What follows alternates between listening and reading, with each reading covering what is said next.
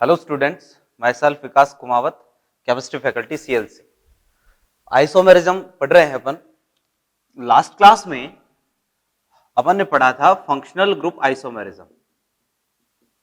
Functional group isomerism, ठीक है। Last class में अपन ने इसकी बात करी थी, ठीक है। इसको शॉर्ट में बोलेंगे FGI, ठीक है, फंक्शनल ग्रुप आइसोमेरिज्म, है ना। तो इसमें मैंने आपको क्या कहा था कि भाई मॉलिक्यूलर फॉर्मूला क्या रहेगा, सेम रहेगा, ठीक है। बस क्या डिफरेंट रहेगा, फंक्शनल ग्रुप डिफरेंट रहेगा। दो कंपाउंड है जिनमें मॉलिक्यूलर फॉर्मूला सेम और फंक्शनल ग्रुप डिफरेंट रहेगा, तो उनको FGI। फिर इसके बाद में अपन ने रेडिकल्स की बात करी थी, मोनोवेलेंट रेडिकल की, कि भाई CH4 का कितना रेडिकल बनता है, केवल एक मोनोवेलेंट रेडिकल बनता है, कौन सा, CH3, ठीक है। ऐसे ही C2H5 के कितने बनते हैं, केवल एक इसका बनता है। C3H7 के कितने बनते हैं, इसके बनते हैं दो, ठीक है। फिर इसके बाद में C4H9, इसके कितने बताए थे, इसके बताए थे चार। और फिर इसके बाद में C5H11, ठीक है ना। इसके कितने बनते हैं, इसके बनते हैं अपने पास टोटल 8 रेडिकल बनते हैं। और ये रेडिकल अगर अपन को डायरेक्ट याद है तो इससे रिलेटेड बहुत सारी प्रॉब्लम्स अपन डायरेक्टली सॉल्व कर सकते हैं। क्लियर है बात। एक क्वेश्चन लेते हैं अपन, देखना, इसको मिटा देता हूं ना। अपन ने कल कुछ क्वेश्चन किए थे इस पर, आज वापस से देखना है, ठीक है। एक क्वेश्चन लेते हैं। जैसे मैंने आपको बोल दिया कि भाई एक कंपाउंड अपने पास C6H14O2, ठीक है। ये कोई कंपाउंड है और इस कंपाउंड में से आपको क्या करना है, ये बताना है कि टोटल पॉसिबल कार्बोक्सिलिक एसिड, ठीक है, C5H, इसको जो है वो मैं करूंगा H12, ठीक है, C6H12O2। और इसमें से क्या बताना है अपन को, टोटल पॉसिबल कार्बोक्सिलिक एसिड की कितने कार्बोक्सिलिक एसिड इससे बन सकते हैं। और भाई इस केस में आपको क्या करना है कि कार्बोक्सिलिक एसिड में कौन सा ग्रुप होता है, COOH ग्रुप होता है। तो आप इससे रेडिकल बना लो। आप क्या करो, इसमें से COOH बाहर कर दो। तो जैसे ही मैं इस फॉर्मूले में से COOH बाहर करूंगा, यानी एक कार्बन, दो इसमें से ऑक्सीजन और एक हाइड्रोजन, तो एक कार्बन कम कर दिया तो C5 बचा, एक हाइड्रोजन कर दिया तो क्या बचा, 11, H11। अब देखो जरा कि C5H11 के टोटल रेडिकल्स कितने बनते हैं, इसके टोटल रेडिकल 8 रेडिकल इसके बनते हैं।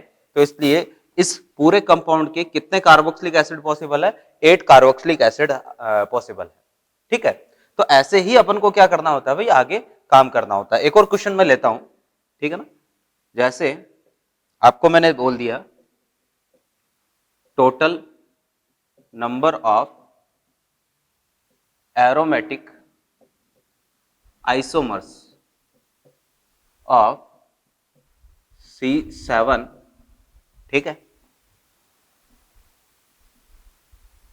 H8N, ठीक है। इसके आपको बोल दिया कि भाई टोटल कितने आइसोमर इसके होंगे, और वो भी कौन से, एरोमेटिक आइसोमर्स, ठीक है, C7H10N। अब एरोमेटिक आइसोमर का मतलब ये होता है कि उसमें बेंजीन रिंग जो है वो होनी ही चाहिए। जब भी आपको एरोमेटिक आइसोमर बोले, ठीक है, या तो ऐसे बोलेगा एरोमेटिक आइसोमर्स, या फिर आपको बोलेगा कि टोटल नंबर ऑफ बेंजीन, मतलब ऐसे इस कंपाउंड के आपको आइसोमर बनाने जिनमें बेंजीन हो, ठीक है ना। अभी मैं लिख दूंगा क्वेश्चन। तो total number of aromatic isomers of, जब भी ऐसा आए कि भाई एरोमेटिक आइसोमर बनाने, इसका मतलब है कि आपको वो आइसोमर बनाने जिनमें बेंजीन कम से कम इंक्लूड हो, ठीक है ना। तो अब इसमें से बेंजीन अपन को बनाना है, यानी 6 कार्बन अलग करने हैं, और 7वां कार्बन जो है वो क्या हो जाएगा, वो वैसे अलग हो जाएगा, ठीक है। तो 5 5 और 2 एंड 2 4, तो इसका मतलब ये है कि अपन को यहाँ H9 करना पड़ेगा। फॉर्मूला सही कर देता हूं, तो C7H9N, ठीक है ना। तो बेंजीन वाले अपन को क्या करना है, आइसोमर बनाने, तो बनाते हैं ये बेंजीन। अब बेंजीन क्या होता है भाई, C6H6 होता है, ठीक है। अब बाकी एक कार्बन बच रहा और नाइट्रोजन बच रहा है, तो एक कार्बन जो है वो बेंजीन पर लगा दो। ठीक, फिर इसके बाद में देखना जरा, अब एक कार्बन जैसे ही लगाया तो ये क्या हो गया, नीचे C6H5 हो गया।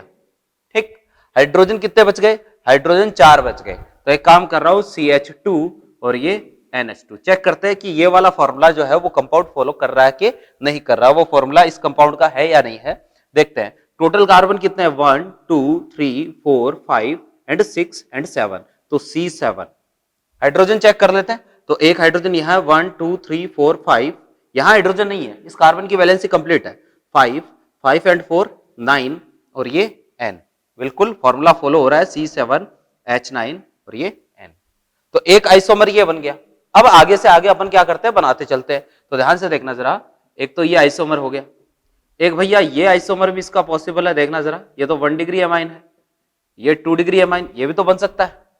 ठीक है, ये दोनों का फॉर्मूला क्या है, सेम ही है। आपको पूछ ले इन दोनों में रिलेशन क्या है, तो क्या रिलेशन है, FGI है। क्लियर है। फिर इसके बाद देखना, ये भी पॉसिबिलिटी है कि यहां CH3 जोड़ दूं और यहां क्या जोड़ दूं, NH2 जोड़ दूं, एक ये भी पॉसिबिलिटी है। ठीक है, पॉसिबिलिटी ये भी हो सकती है कि भाई NH2 की पोजीशन बदल दूं, ये ऑर्थो पोजीशन पर है, अब ये हो गया मेटा, और एक ये वाला हो जाएगा CH3 और ये NH2, ये कौन सा हो गया, पैरा। ठीक है, और कोई पॉसिबल है क्या जिसमें बेंजीन आना ही चाहिए, है ना, विदाउट बेंजीन वाला नहीं बनाना है, क्योंकि एरोमेटिक बेंजीनेटेड बनाना है, तो एरोमेटिक बनाना है, इसने बोला है क्वेश्चन में। तो टोटल कितने हो गए, टोटल जो है वो कितने बनेंगे, इसके 5 बनेंगे। क्लियर है बात। ऐसे ही मैं एक और क्वेश्चन आपको लिख के दे रहा हूं, वो क्वेश्चन आपको करना है।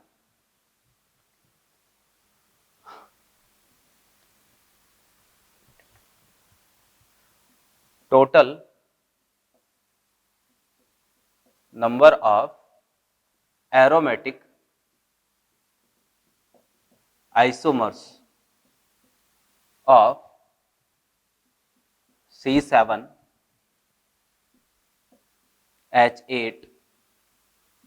and O। ठीक है, आपको इसके क्या करना है भाई, टोटल एरोमेटिक आइसोमर बनाने हैं, और एरोमेटिक आइसोमर का मतलब हो गया बेंजीन उसमें आना ही चाहिए, तो बेंजीन बना देता हूं। ठीक है, 7वां कार्बन जो है वो कहां लगा दूं, यहां 7वां कार्बन लगा दूं। अब चेक कर लेते हैं, देखना जरा फॉर्मूला, एक हाइड्रोजन, टोटल कार्बन कितने हो गए, 7, 1 2 3 4 5, 5 हाइड्रोजन हो गए, H5, बचे कितने, 3 हाइड्रोजन और जोड़ने हैं, तो 2 तो यहां जोड़ देता हूं और एक OH। ठीक है ना, तो ये वाला हो गया, चेक करो जरा, C7H8O, फॉर्मूला जो है वो फॉलो हो रहा है। तो अगर फॉर्मूला फॉलो हो रहा है तो एक तो ये बन गया, एक ये हो सकता है कि भाई ये तो एल्कोहल है, इससे मैं ईथर भी तो बना सकता हूं, तो ऑक्सीजन और इधर CH3, आप चाहो तो फॉर्मूला मैच कर लो, बिल्कुल फॉर्मूला सेम आ रहा है। एल्कोहल और ईथर में क्या रिलेशन होता है, FGI होते हैं। और कई बन सकते हैं भाई, ये भी इससे बन सकता है, CH3 और ये OH, ये वाला भी बन जाएगा, CH3 OH, और एक ये वाला बन जाएगा, CH3 और ये OH, ऑर्थो मेटा पैरा। इन तीनों में रिलेशन पूछ ले तो इन तीनों में केवल पोजीशन अलग है, तो ये तीनों जो है वो आपस में क्या है, ये तीनों आपस में PI है।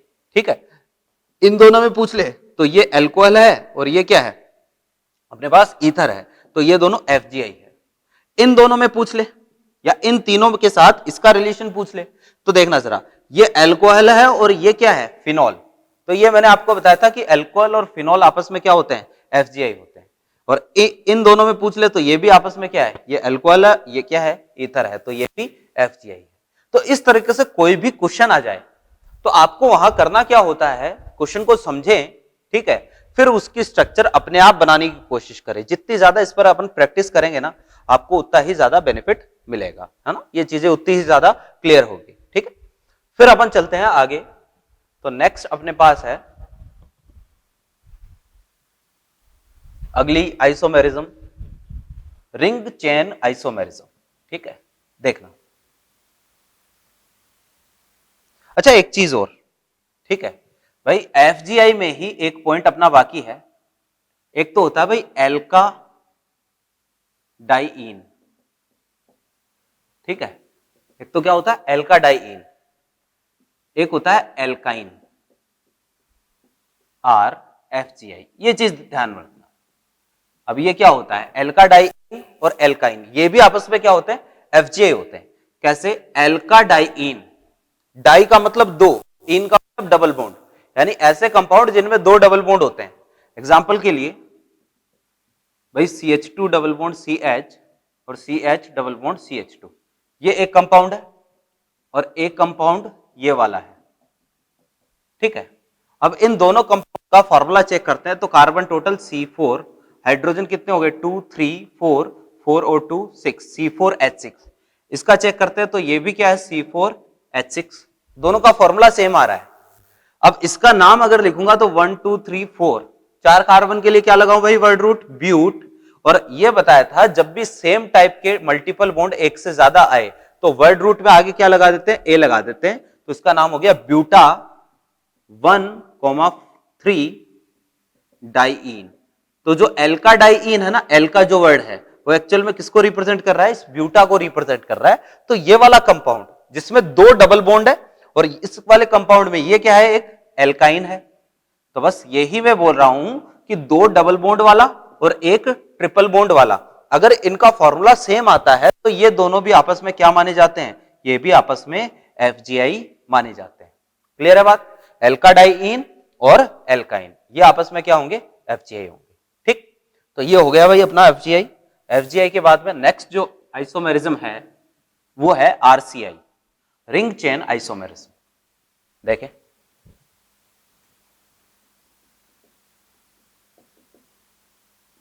रिंग चेन आइसोमेरिज्म, ठीक है, इसको बोलेंगे आरसीआई। अब ये क्या होती है, तो देखना भैया, रिंग चेन आइसोमेरिज्म जो है, नाम से पता चल रहा है आइसोमेरिज्म का मतलब मॉलिक्यूलर फॉर्मूला तो सेम है, तो डिफरेंट क्या होगा, डिफरेंस आएगा यहां रिंग और चेन में, ठीक है। मैं डेफिनेशन लिख देता हूं, क्या, compounds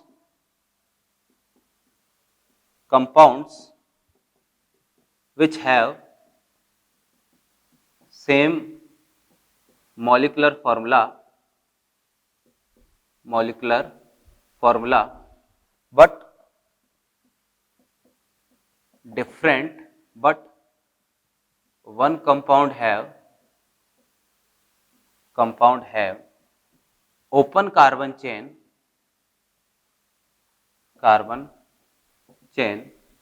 and other compound have carbon chain in form of ring, then compounds will be RCI, ठीक है भाई। देखना जरा डेफिनेशन को ध्यान से पढ़े कि मैंने लिखा है कि compounds which have same molecular formula, जो कि आइसोमेरिज्म में हर जगह पर एप्लीकेबल है, ठीक है। But one compound have open carbon chain, लेकिन एक में ओपन कार्बन चेन हो, and other compound have carbon chain in form of ring, और दूसरे में जो है वो क्या हो, रिंग हो, ठीक है ना, फॉर्मूला सेम हो। एक में क्या हो भाई, ओपन कार्बन चेन हो, दूसरे में रिंग हो, तो भाई ऐसे कंपाउंड को क्या बोलेंगे अपन, आरसीआई बोलेंगे, है ना। एग्जाम्पल के लिए इसको समझ की कोशिश करना, जैसे एक तो ये वाला कंपाउंड अपने पास, ठीक है, और एक अपने पास कंपाउंड है भाई CH3 CH2 और ये CH डबल बॉन्ड CH2, ये दो कंपाउंड है। फॉर्मूला चेक करते हैं, इसका फॉर्मूला क्या आएगा भाई, C4 हाइड्रोजन 5 6 6 और 2 8, C4H8 एल्कीन है बेसिकली, इसका फॉर्मूला C4H8। अच्छा, ये वाला जो है वो क्या है, एल्कीन है, और एल्कीन का जनरल फॉर्मूला क्या होता है भाई, CnH2n होता है, ठीक है। और ये वाला क्या है, एल्केन है, क्योंकि भाई सिंगल बॉन्ड है और सिंगल बॉन्ड वाला क्या होगा, एल्केन होगा, ठीक है। और रिंग है तो इसलिए इसको क्या बोलूंगा, साइक्लो एल्केन बोलूंगा, तो ये वाला साइक्लो एल्केन है। इसका फॉर्मूला चेक करते हैं, तो कार्बन टोटल कितने हो गए भाई, 1 2 3 4, कार्बन कितने हो गए 4।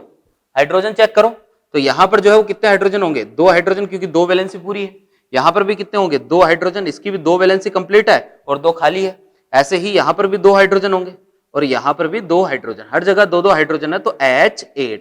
अब एक चीज ध्यान से देखना कि भाई एल्केन का जनरल फॉर्मूला मैंने क्या बताया था, CnH2n+2, ये जनरल फॉर्मूला होता है किसका? एल्केन का।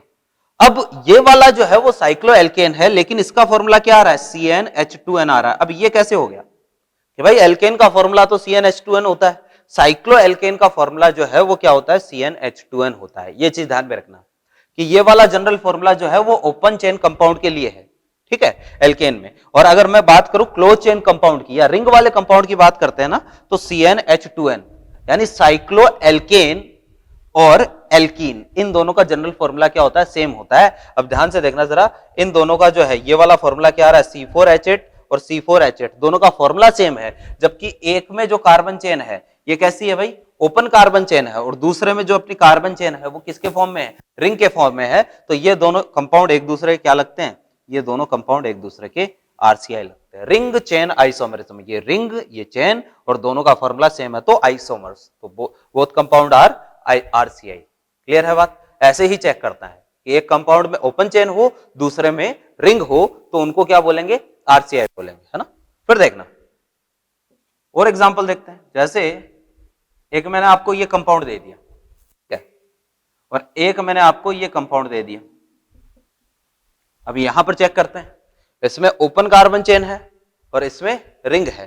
फॉर्मूला बनाना अपन को, तो फॉर्मूला चेक करना, तो C3H4 ये इसका फॉर्मूला हो गया, ठीक है। इसका फॉर्मूला चेक करते हैं, तो कार्बन तो 3 है, C3। हाइड्रोजन चेक करते हैं, यहां कितने हाइड्रोजन होंगे? 2। यहां कितने होंगे? केवल 1, और यहां पर भी 1, तो यहां पर H4। दोनों का फॉर्मूला क्या आ रहा है भाई? बिल्कुल सेम आ रहा है। एक में रिंग है, एक में ओपन कार्बन चेन है, तो ये भी आपस में क्या होंगे? RCI होंगे, ठीक है। तो इसमें देखना कि मैं ऐसा बोल सकता हूं यहां से कि cycloalkene and alkyne are RCI बोल सकते हैं अपन कि भाई साइक्लो एल्कीन हो और एल्काइन। एल्काइन कैसी होनी चाहिए? ओपन कार्बन चेन वाली होनी चाहिए, तो ये RCI हो सकते हैं। ऐसे ही यहां पर अपन क्या बोलेंगे कि भाई साइक्लो एल्केन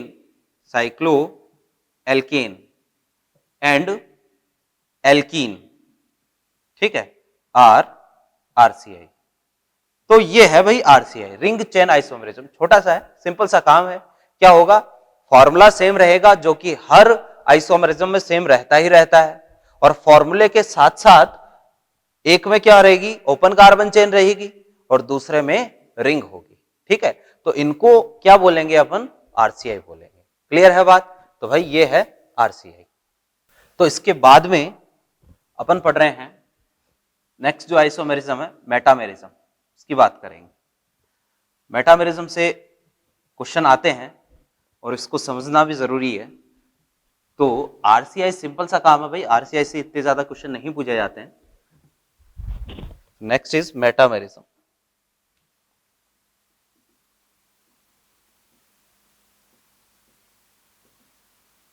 मेटामेरिज्म, ठीक है भाई। देखना ये क्या होती है भाई। मेटामेरिज्म समझने से पहले अपनी जो मेटामेरिज्म के लिए कंडीशन है, ठीक है ना, कंडीशन ये होती है there should B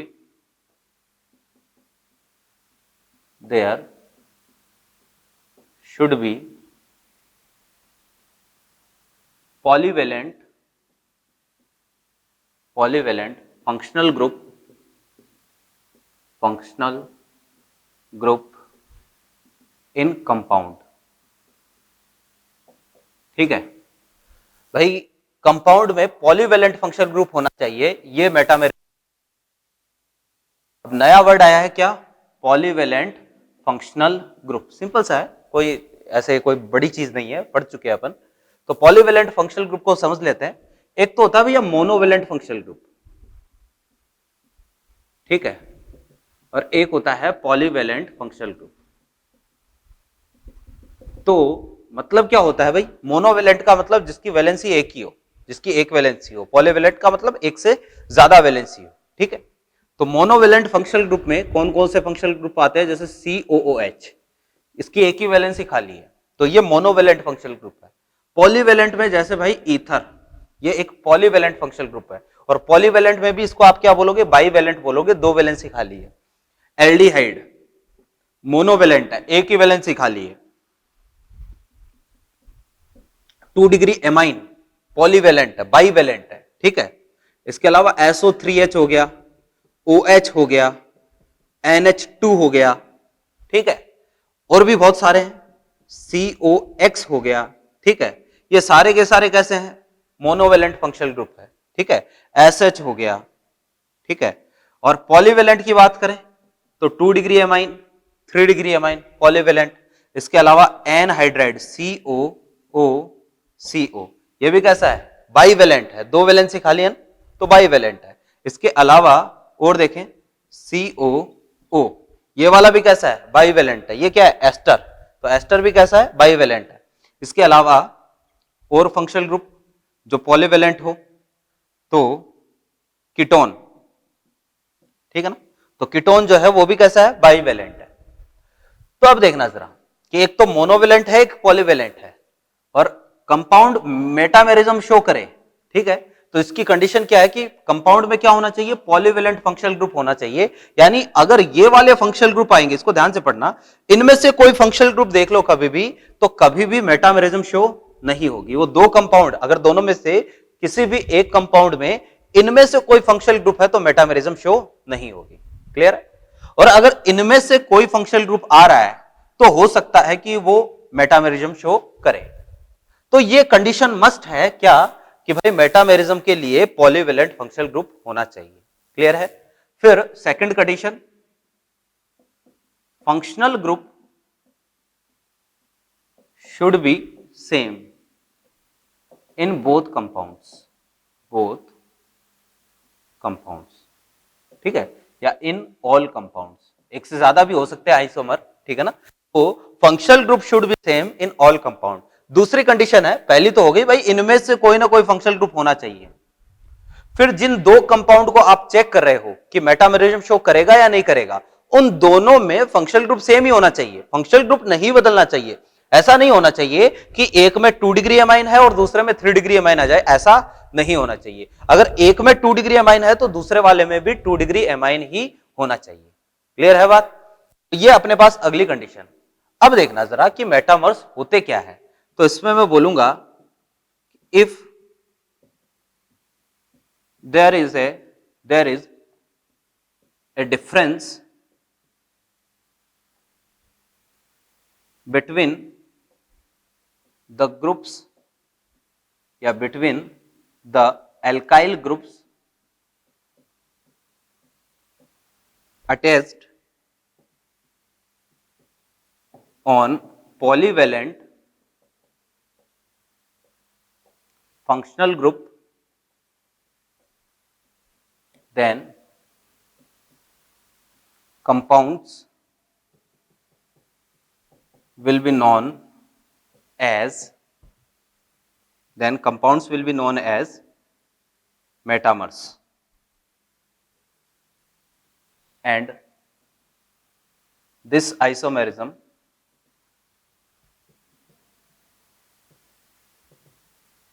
is called metamerism. भाई देखना, ये अपने पास है मेटामेरिज्म, ठीक है। समझ कोशिश करेंगे इसको, अपन एग्जांपल से समझते हैं।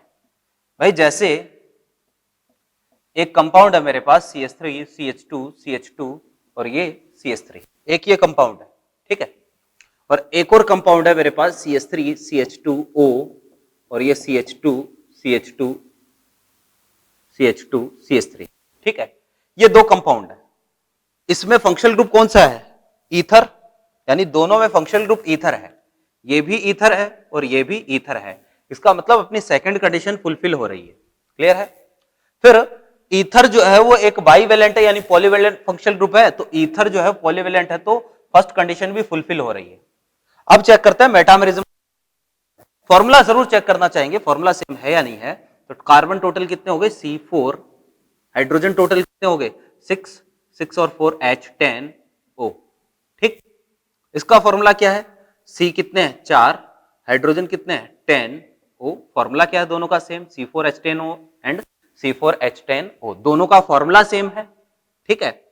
दोनों में फंक्शनल ग्रुप सेम है, दोनों में पॉलीवेलेंट फंक्शनल ग्रुप भी है, तो अब चेक करते हैं, if there is a difference between alkyl group attached on polyvalent functional group.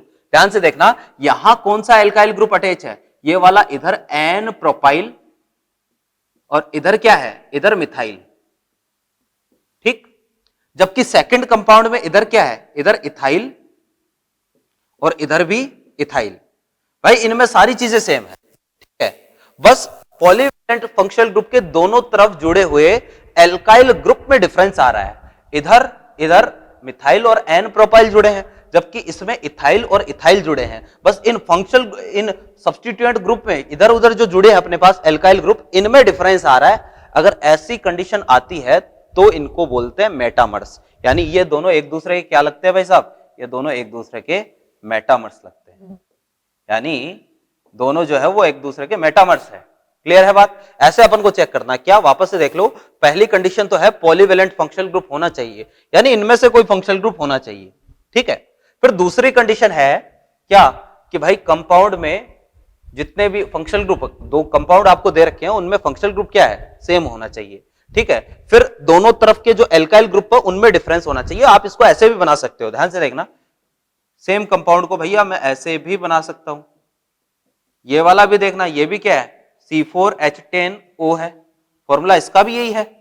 तो ये वाला कंपाउंड देखना, इधर क्या है, मिथाइल, और इधर वाला ये वाला ग्रुप कौन सा है, ये आइसोप्रोपाइल है, आइसोप्रोपाइल। ये तीनों के तीनों आपस में मेटामर्स। आप कहोगे कि सर यहां तो डिफरेंस आया ही नहीं, कोई बात नहीं, किसी एक तरफ जुड़े हुए एल्काइल ग्रुप में भी अगर डिफरेंस आ रहा है तो भी मेटामर्स हो सकते हैं। जैसे इसमें जो है वो एन प्रोपाइल है, इसमें ये आइसोप्रोपाइल है, एक तरफ भी डिफरेंस आ गया, इधर जो है मिथाइल मिथाइल हो सकता है, लेकिन किसी एक तरफ भी अगर डिफरेंस आ गया तो क्या होंगे, मेटामर्स होंगे। क्लियर है बात? वापस से, क्या पॉलीवेलेंट फंक्शनल ग्रुप होना चाहिए, अगर ये आएंगे तो कभी भी मेटामर्स नहीं होंगे, कभी भी मेटामरिज्म शो नहीं होगी। दूसरा, कंपाउंड में फंक्शनल ग्रुप सेम होना चाहिए, बस एक तरफ या तो दोनों तरफ या किसी भी एक तरफ जुड़े हुए एल्काइल ग्रुप में डिफरेंस होना चाहिए, तो उनको बोलेंगे मेटामर्स, ठीक है। अब देखना, इसके कुछ एग्जांपल्स अपन को देखने हैं, आपने नोट कर लिया होगा।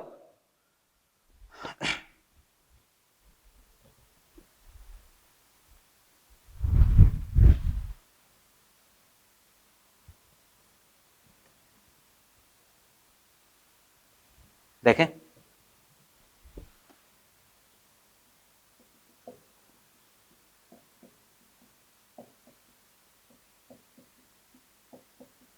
एक तो ये कंपाउंड है, ठीक है, और एक मैंने आपको कंपाउंड दिया है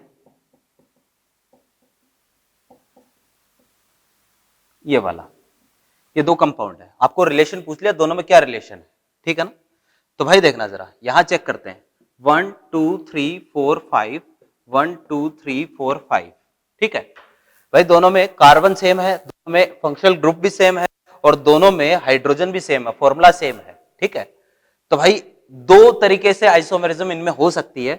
एक तो देखना जरा, फंक्शनल ग्रुप की पोजीशन चेंज है, कभी भी अगर फंक्शनल ग्रुप या डबल बॉन्ड या ट्रिपल बॉन्ड या सब्स्टिट्यूएंट की पोजीशन अगर अलग होती है तो भाई अपन क्या बोलते हैं, ये पीआई हो सकते हैं, ठीक है।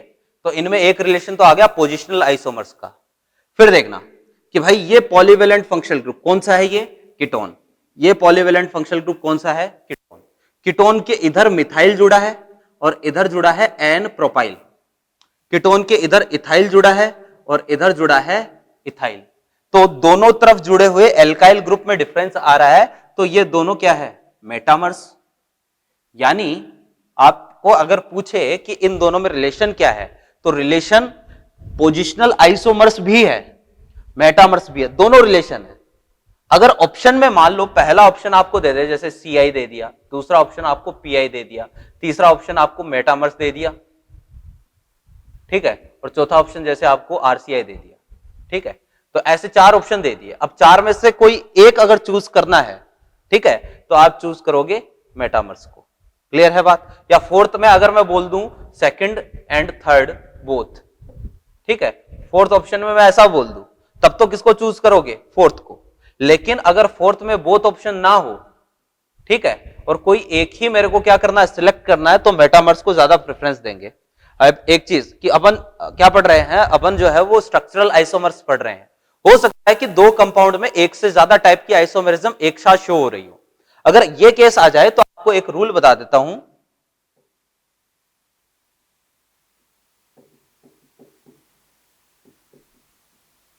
एक रूल बता देता हूं, RTFM-CP, ठीक है ना।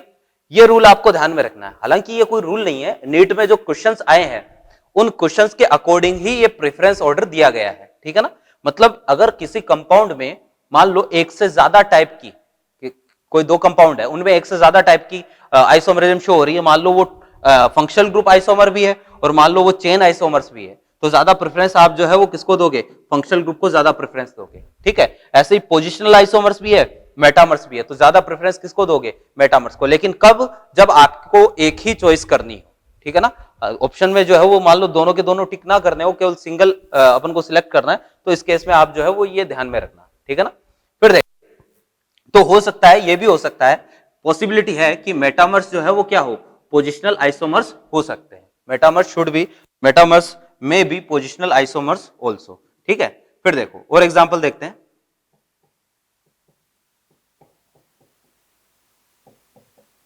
एक तो ये है,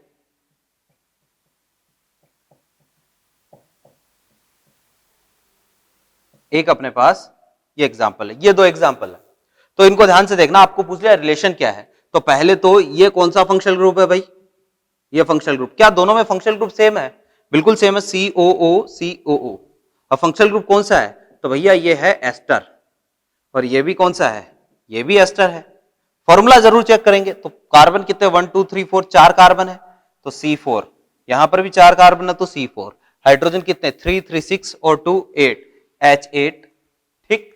इसमें चेक करते हैं 3 3 6 और 2 8, H8।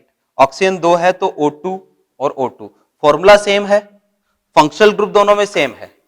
अब डिफरेंस क्या आ रहा है, तो डिफरेंस देखना जरा कि पॉलीवेलेंट फंक्शनल ग्रुप के इधर क्या जुड़ा है, ऑक्सीजन से जुड़ा है इथाइल, यहां ऑक्सीजन से कौन जुड़ा है, मिथाइल। इधर जो है वो कार्बन से जुड़ा है मिथाइल, इधर कार्बन से जुड़ा है इथाइल। तो ये दोनों आपस में क्या है, मेटामर्स है, क्या है, मेटामर्स। इसके अलावा एक और रिलेशन है भाई, खुद देखना, यहां मेन कार्बन चेन कितने कार्बन की है, 2 कार्बन की, यहां मेन कार्बन चेन कितने कार्बन की है, 3 कार्बन की। तो ये मेटामर्स भी है और साथ में जो है वो चेन आइसोमर्स भी है, CI भी है। यानी मेटामर्स जो है वो पोजिशनल आइसोमर्स भी हो सकते हैं और मेटामर्स चेन आइसोमर्स भी हो सकते हैं। अगर एक ही ऑप्शन चूज करना हो तो ज्यादा प्रेफरेंस किसको देंगे, मेटामर्स को देंगे। क्लियर है बात, तो ये CI भी है साथ में मेटामर्स भी है, ठीक है। और देखते हैं, इसके बहुत सारे एग्जाम्पल अपन को देखने हैं, है ना। जैसे ये कंपाउंड है,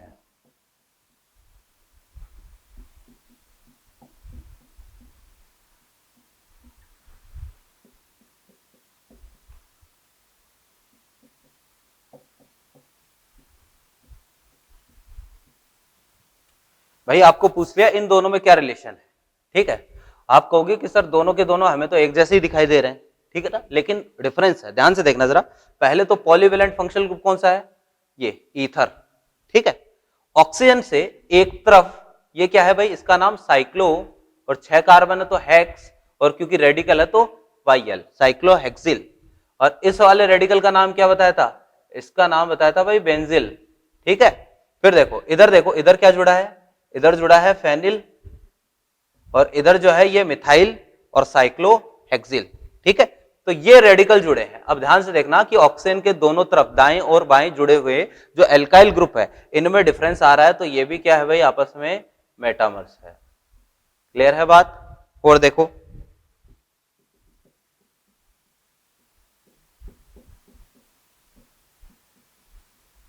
एक ये कंपाउंड है, एक ये कंपाउंड है, एक ये कंपाउंड है।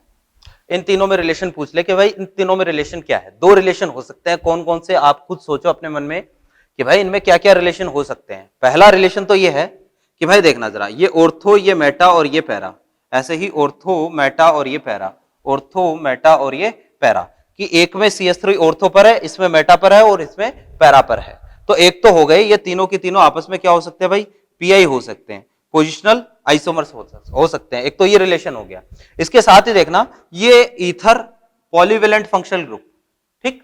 और पॉलीवेलेंट फंक्शनल ग्रुप के एक तरफ मिथाइल, मिथाइल और मिथाइल, ठीक है, जबकि दूसरी तरफ ये वाला CH3 ऑर्थो पर लगा है, ये वाला CH3 मेटा और ये वाला CH3 पैरा पर लगा है, यानी दूसरी तरफ जो ग्रुप जुड़ा है इसमें डिफरेंस आ रहा है।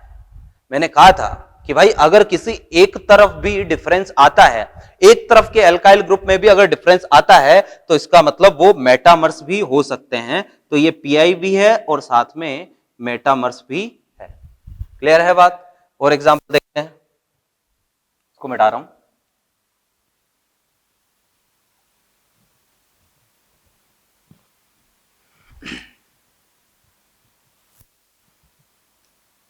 देखा,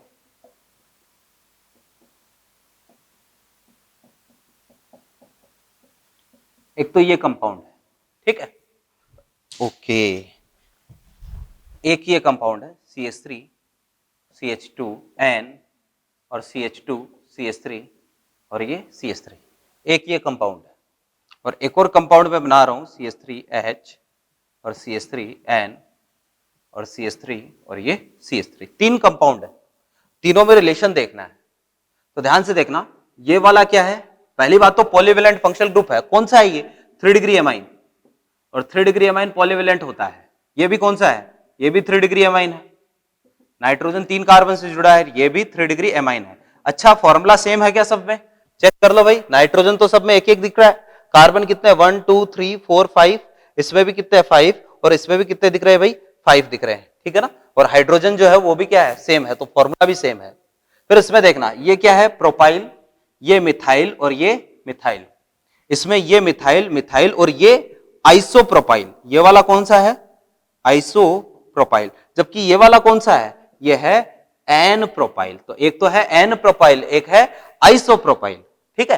तो इस केस में देखना जरा, एक भी तरफ, मैंने कहा किसी एक भी तरफ अगर डिफरेंस आता है तो मेटामर्स हो सकते हैं, तो बिल्कुल यहां डिफरेंस आ रहा है, मेटामर्स है। इसके अलावा इसमें देखना, ये तो मिथाइल है, इधर क्या है? इथाइल, इधर इथाइल, तो इधर डिफरेंस आ रहा है। मतलब यह है कि पॉलीवेलेंट फंक्शनल ग्रुप के चारों तरफ जुड़े हुए एल्काइल ग्रुप्स में अगर डिफरेंस आता है तो उनको मेटामर्स बोलते हैं। ये तीनों के तीनों जो है वो क्या है? मेटामर्स हो सकते हैं, ठीक है। इसके अलावा और भी कई रिलेशन है, जैसे इन दोनों में रिलेशन क्या होगा? यहां मेन कार्बन चेन कितने कार्बन की होगी? 3 कार्बन की। यहां मेन कार्बन चेन कितने कार्बन की होगी? 2 कार्बन की। तो ये दोनों जो है वो मेटामर्स तो है ही है, साथ में CI भी है। यहां पर मेन कार्बन चेन कितने कार्बन की होगी भाई? 3 कार्बन की होगी, ये 3 कार्बन की, ठीक है। लेकिन यहां नाइट्रोजन की पोजीशन 1 2, 2 नंबर कार्बन पे नाइट्रोजन आ रहा है, जबकि यहां 1 नंबर कार्बन पे आ रहा है। तो अगर इन दोनों के रिलेशन की बात करूं तो ये दोनों क्या है भाई? पीआई, ठीक है। और अगर इन दोनों की बात करें, 3 कार्बन की चेन, यहां 2 कार्बन की चेन, तो ये दोनों भी आपस में क्या होंगे? CI। तो हो सकता है मेटामर्स जो है वो पीआई भी हो सकते हैं, CI भी हो सकते हैं। अगर एक ही ऑप्शन चूज करना हो तो किसको चूज करेंगे? मेटामर्स को चूज करेंगे। क्लियर है बात? और एग्जांपल देखते हैं, देखना,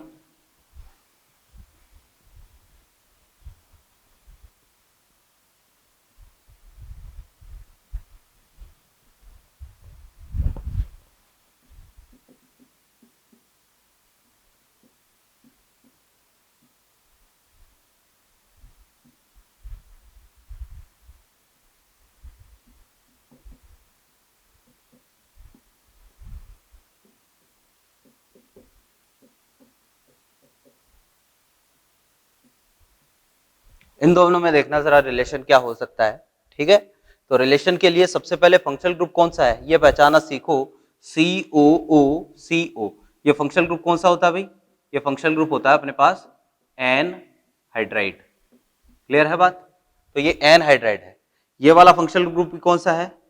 एन हाइड्राइड, ठीक है। तो दोनों में फंक्शनल ग्रुप है एन हाइड्राइड, ठीक है।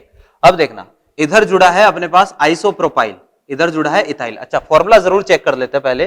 कार्बन टोटल 1 2 3 4 5 6 7 8, टोटल 8 कार्बन है। इसमें चेक करते हैं 1 2 3 4 5 6 7 8, 8 कार्बन दोनों में, ठीक है। ऑक्सीजन तो दोनों में सेम दिख ही रहे हैं, तो हाइड्रोजन भी क्या हो जाएंगे? सेम हो जाएंगे। इसका मतलब फॉर्मूला सेम है। इधर जुड़ा है आइसोप्रोपाइल, इधर जुड़ा है इथाइल, ठीक है। इधर जुड़ा है आइसोप्रोपाइल और इधर ये वाला ग्रुप जुड़ा है सेकेंडरी ब्यूटाइल, ठीक है ना। तो अब आपको साफ दिख रहा है कि भाई जो इधर और उधर जुड़े हैं ये एल्काइल ग्रुप, इनमें डिफरेंस आ रहा है तो इन दोनों में रिलेशन क्या होगा, मेटामर्स का रिलेशन होगा। और भी रिलेशन हो सकता है, ये दोनों CI भी हो सकते हैं, ठीक है ना, लेकिन ज्यादा प्रेफरेंस किसको देनी है, मेटामर्स को अपन को ज्यादा प्रेफरेंस देनी है, ठीक है ना। तो इस तरीके से अपन को भाई जब भी पूछे रिलेशन पूछे तो आपको क्या करना होगा, चेक करना होगा कि पॉलीवेलेंट फंक्शनल ग्रुप हो, इसके साथ ही फंक्शनल ग्रुप सेम भी हो, और इसके साथ ही दोनों तरफ जुड़े एल्काइल ग्रुप्स में क्या आना चाहिए, डिफरेंस आना चाहिए, तो रिलेशन आ सकता है किसका, मेटामेरिज्म का। समझ गए बात को। फिर देखना आगे बढ़ते हैं। तो ये मेटामर्स है। क्वेश्चन कैसे आता है, क्वेश्चन ऐसे ही पूछेगा कि दो आपको कंपाउंड बना के देगा और पूछेगा कि इनमें रिलेशन क्या है, ठीक है। फिर देखो नेक्स्ट जो आइसोमेरिज्म है वो है टॉटोमेरिज्म। तो नेक्स्ट अपने पास आइसोमेरिज्म है टॉटोमेरिज्म, टॉटोमेरिज्म, ठीक है। ये क्या होती है भाई, देखना टॉटोमेरिज्म एक अलग टाइप की आइसोमेरिज्म होती है और इसको यहां अपन डिटेल में डिस्कस नहीं करेंगे, ठीक है, क्योंकि टॉटोमेरिज्म पढ़ने के लिए अपन को जनरल ऑर्गेनिक केमिस्ट्री के कुछ पॉइंट्स आने चाहिए, ठीक है ना। तो जीओसी पढ़ने के बाद अपन वापस से एक बार टॉटोमेरिज्म डिस्कस करेंगे, ठीक है ना। तो यहां पर मैं केवल टॉटोमेरिज्म के आपको कुछ बेसिक पॉइंट्स बताऊंगा, जबकि टॉटोमेरिज्म को डिटेल में कहां पढ़ेंगे, जीओसी पढ़ने के बाद टॉटोमेरिज्म को अपन डिस्कस करेंगे। क्लियर है बात। तो यहां देखना जरा टॉटोमेरिज्म क्या होती है कि भाई अपने पास क्या है, ये दो कोई कंपाउंड है CH3CO और ये CH3, ठीक है। अब ये वाला कंपाउंड जो है कौन सा फंक्शनल ग्रुप है, ये कीटोन फंक्शनल ग्रुप है, ये कीटोन है, ठीक है। और एक मेरे पास कंपाउंड ये है CH3CO या CH3COH और ये डबल बॉन्ड CH2, ठीक। फॉर्मूला इसका चेक करते हैं तो इसका फॉर्मूला क्या है, C3H6O।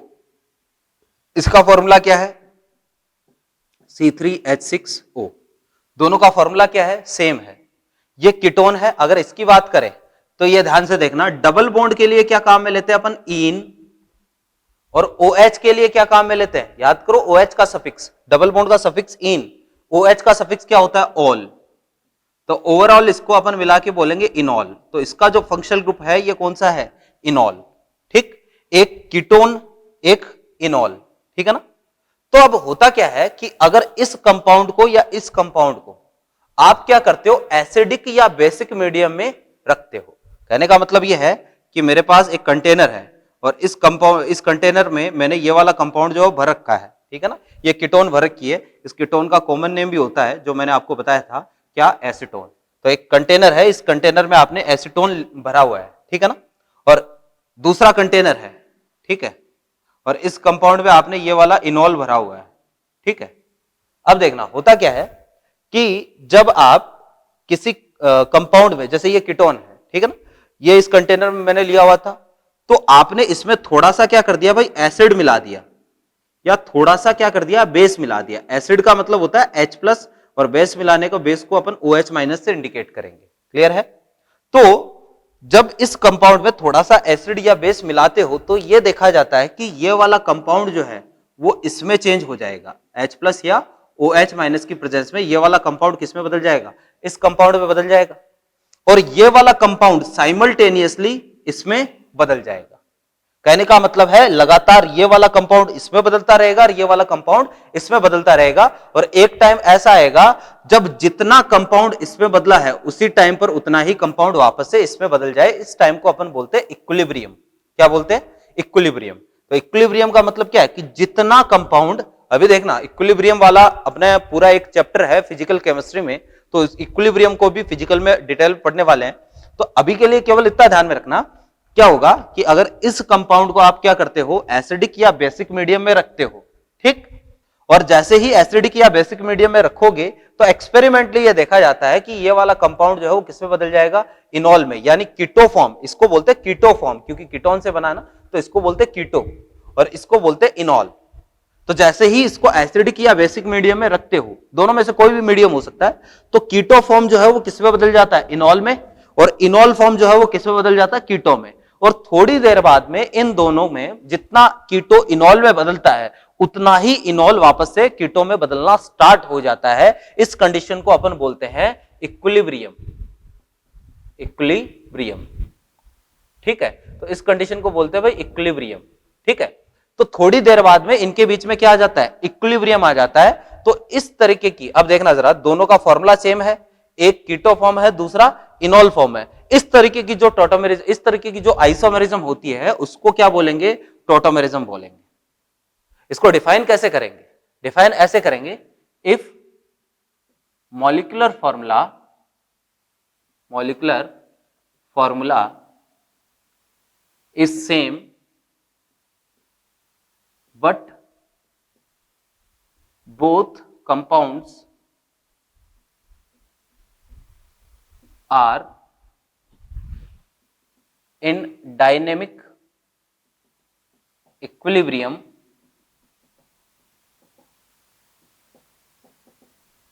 with each other, then compounds are called tautomers, and this phenomenon is called tautomerism. ठीक है भाई, ये इसकी डेफिनेशन होती है। क्या बोला है मैंने कि भाई अगर मॉलिक्यूलर फॉर्मूला सेम हो लेकिन दोनों कंपाउंड के बीच में क्या हो, एक डायनेमिक इक्विलिब्रियम हो, यानी दोनों कंपाउंड लगातार एक दूसरे में बदलते जाए, ये वाला इस पे बदल रहा है, ये वाला इस पे बदल रहा है, और दोनों के बीच में इक्विलिब्रियम एस्टैब्लिश्ड हो जाए, तो इस फिनोमिनन को अपन क्या बोलते हैं, टॉटोमेरिज्म बोलते हैं। क्लियर है बात? थोड़ा कम में आया होगा, इसको नेक्स्ट क्लास में मैं थोड़ा सा और समझाने की कोशिश करूंगा। ठीक है ना, और इसको अपन डिटेल में पढ़ेंगे, लेकिन ज्यादा डिटेल में अपन किस में पढ़ेंगे, जीओसी में अपन टॉटोमेरिज्म एक बार वापस से पढ़ेंगे, क्योंकि ये वाला कंपाउंड इसमें कैसे चेंज होता है, क्या इसका प्रोसीजर होता है, क्यों चेंज होता है, ये सारी चीजें पढ़ने के लिए अपन को जो है वो जीओसी की जरूरत पड़ेगी, है ना। तो जीओसी जब पढ़ेंगे उसके बाद में टॉटोमेरिज्म को एक बार वापस से अपन पढ़ेंगे। क्लियर है बात? तो अभी के लिए केवल टॉटोमेरिज्म को सरफेसली अपन पढ़ेंगे कि भाई कौन सा कंपाउंड टॉटोमेरिज्म शो करेगा, कौन सा कंपाउंड टॉटोमेरिज्म शो नहीं करेगा, केवल अपन को एक बार सरफेसली इसको पढ़ना है। ठीक है ना, ताकि टॉटोमेरिज्म से रिलेटेड जो मॉड्यूल में प्रॉब्लम्स है वो अपनी सॉल्व हो जाए। तो आपको आज क्या करना है, जितने भी एग्जाम्पल मैंने आपको बताए हैं वो सारे एग्जाम्पल आपको दोबारा वापस करने हैं। इसके अलावा उनमें कहीं कोई डाउट आता है तो वो आप व्हाट्सएप करें, सॉल्व करें। ठीक है, टॉटोमेरिज्म को नेक्स्ट क्लास में अपन यहीं से वापस से शुरू से कंटिन्यू करेंगे। ठीक है, और यहां के बाद में अपन, अच्छा, मॉड्यूल के जो क्वेश्चंस है वो आपको नेक्स्ट क्लास में मैं टिक करवाऊंगा पक्का। ठीक है ना, क्योंकि अभी थोड़ा सा अपन को टॉटोमेरिज्म डिस्कस करना है, तो स्ट्रक्चरल आइसोमेरिज्म के जितने भी क्वेश्चन होंगे वो मैं आपको नेक्स्ट क्लास में टिक करवा दूंगा। ठीक है, तो यहां से अपन नेक्स्ट क्लास में इसको कंटिन्यू करते हैं। Thank you.